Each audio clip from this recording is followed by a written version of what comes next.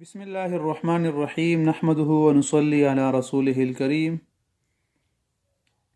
إن الله وملائكته يصلون على النبي يا أيها الذين آمنوا صلوا عليه وسلموا تسليما. الله رب العزت و فرښتې هم پر رسول الله صلی الله علیه وسلم درود و سلام لیږي. الله رب العزت فرمایي یا ایها الذین آمنوا صلوا علیه وسلموا تسلیما. ای مؤمنانو تاسو هم پر رسول الله صلی الله علیه وسلم درود و سلام ولیږئ. یو وارې حسن بصري رحمه الله هغې له یوه زنانه راغله. زنانه ورته وایي صاحبه زما لور وفات ته او زما دا ډېر ارمان ډېره ارزو ده چې زه دا خپله لور په خوب کې ووینم. حسن بصري رحمه الله علیه ورته وفرمایل چې ته داسې کار وکړه چې کله اوده کېږي د اوده کېدو نه مخکې 4 رکعاته نفل وکړه او په هر رکعت کې د سورة فاتحې نه بعد یو ځل سورة تکاثر دا وایه، الهاکم التکاثر هر سورة فاتحې نه پس یو ځل دا وایه. 4 رکعتونو کې الهاکم التکاثر سورت دا وایه. هغې نه پس چې ته کله اوده کېږي نو بسترې ته ورشي نو د اوده کېدو پورې ته په رسول الله صلی الله علیه وسلم درود شریف وایه. دا حسن بصري رحمه الله علیه په دې زنانه ته دا عمل وښودلو. نو دا زنانه لاړله همدغه شانتې د شپې وکړل چې شپه شوله. دې زنانه خپل اعمال وکړو، 4 رکعاته لمونځ یې وکړلو، همدغه ترتیب سره یې وکړلو. دې زنانه د خپله لور په خوب کې راغله چې ډېر زیاته عذاب کې وه. کپړې ورته تارکولو اغوستلی شوي، د اوسپنې زنځیرونه د هور زنځیرونه تود شوي وتې او ډېر بد حالت کې وه. دې ښځې هغه وکتله نو هغه لور خپله لور په عذاب کې وکتله. سبا شولو، سبا حسن بصري رحمه الله علیه ته راغه، ورته وایي چې تاسو ماته څنګه عرض کړی چې هر رکعت کې سورة فاتحې نه پس یو ځل سورة تکاثر وایه. همدغه عمل ما وکړلو، همدغه څنګه ترتیب تاسو پر رسول الله صلی الله علیه وسلم د اوده کېدو پر ما درود شریف ویل. ما خپله لور په خوب کې وکتله ډېره زیات عذاب کې وه. وي زما لور ډېر عذاب کې ډېر تکلیفونو کې خپل څنګه خوب دی دغسې عذاب و د هغې ورته بیان کړه.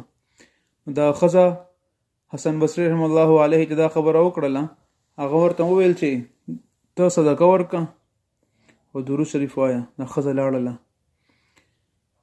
همدغه شپه باندې حسن بصري رحمه الله علیه ته په خپله خوب راغلو. د شپې اوده شولو او خوب ویني چې دا یو جنۍ ده د جنت په بالاخانو کې د اوچت تخت باندې ناسته ده او ډېره خوشحاله او ډېره خوشحالۍ کې وه.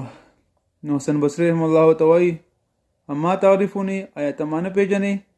حسن بصري رحمه الله ته وایي چې نه ما ونه پېژندلې. دا جنۍ ورته وایي زه هغه ښځې لور یم تاله چې زما مور راغلې وه، تا نه زما باره کې تپوس کړی چې داسې عمل راته وښایه چې زه خپل لور په خوب کې ووینم. نو زما هغه جنۍ یم چې تاسو زما مور ته کوم عمل خو تاسو زما مور ته درود شریف باره کې ویلي، زما هغه جنۍ یم. نو دې جنۍ دغسې وویل. نو حسن بصري رحمه الله ډېر تعجب کې شو چې ته الله څنګه وبخښه، ستا الله تعالی مغفرت څنګه وکړو، ستا مور خو ما ته ستا عذابونه ټول بیان کړي چې په دې عذاب کې ده. دا جنۍ ورته وایي چې الله تعالی ما سره ډېره ښه معامله وکړه. وایي څه وجه باندې؟ نو بیا ورته جنۍ وایي چې 80,000 کسان ما سره نور هم په عذاب کې وو، هغې هم عذاب کې پراته ما سره. همدغسې څنګه زما حال داسې د هغې متارکلو جامې ورته اچولې شوي، د اوسپنې زنځیرونه تود شوي سره کړي د اور نه سره وو. دغه حال د هغې هم وو. بیا ورته فرمایي تاسو الله څنګه وبخلی؟ یو نیک کس او صالح کس او دیندار کس هغه په مقبره باندې تېرېدلو، هغه یو ځل په درود شریف په رسول الله صلی الله علیه وسلم باندې ویلو او ټولو مقبرې ته درود شریف وبخلو. نو دغه یو درود شریف په برکت سره الله تعالی زموږ مغفرت وکړو او موږ الله تعالی په دومره اوچتو مرتبو کې کړو، موږ الله تعالی جنتونه نصیب کړل. نو دغه یو عمل یو ځل درود شریف باندې الله تعالی زموږ مغفرت نصیب کړو. زما عزتمندو څومره ډېر درود شریف ویلی شي په رسول الله صلی الله علیه وسلم. یو روایت کې راځي څوک په رسول الله صلی الله علیه وسلم باندې درود شریف وایي الله تعالی دغه کس 10 نیکۍ ورکوي، 10 ګناهونه یې معاف کېږي، 10 درجې بلندېږي. نو څومره ښه عمل دی. یو ځای کې الله رب العزت فرمایي د ان الله وملائکته یصلون علی النبي دې تشریح فرمایي علما کرام چې یو عمل داسې نشته.